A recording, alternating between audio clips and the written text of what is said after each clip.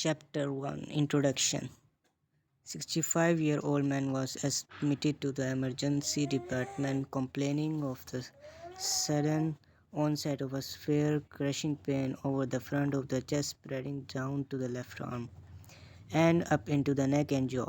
On questioning, he said that he had had several attacks of pain before and that they had always occurred when he was climbing stairs or digging in the garden. Previously, he found that the discomfort disappeared with the rest after about 5 minutes. On this occasion, the pain was more severe and had occurred spontaneously while he was sitting in a chair. The pain had not disappeared.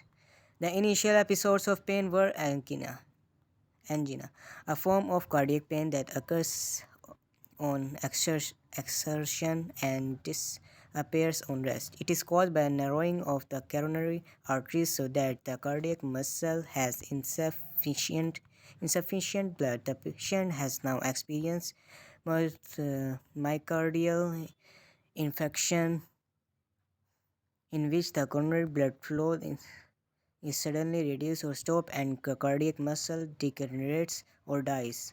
Myocardial infarction is the major cause of death in industrialized nations. Clearly, knowledge of the blood supply to the heart and the arrangement of the coronary arteries is of paramount importance in making the diagnosis and treating this patient.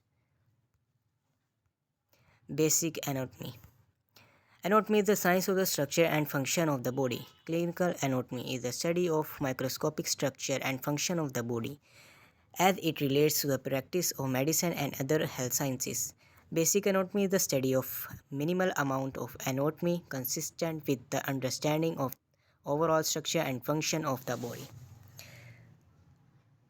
Descriptive anatomic terms. It is important for medical personnel to have a sound knowledge and understanding of the basic anatomic terms. With the aid of medical dictionary, you will find that understanding anatomic terminology greatly assists you in the learning process. The accurate use of anatomic terms by medical personnel enables them to communicate with their colleagues both nationally and internationally. Without anatomic terms, one. Coronal planes. These planes are imaginary vertical planes at right angles to the meridian plane. Horizontal or transverse planes.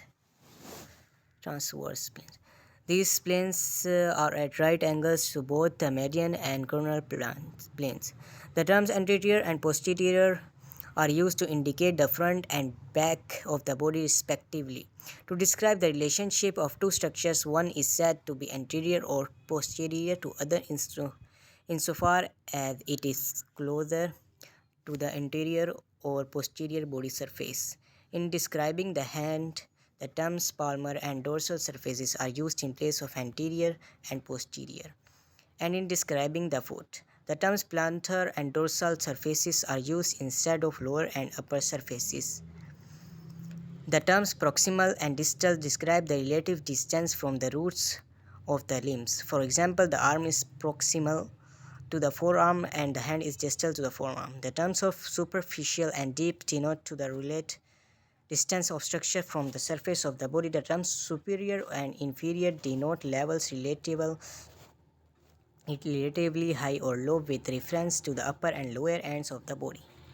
The terms internal and external are used to describe the relative distance of a structure from the center of an organ or cavity. For example, the internal carotid artery is found inside the cranial cavity and the external carotid artery is found outside the cranial cavity.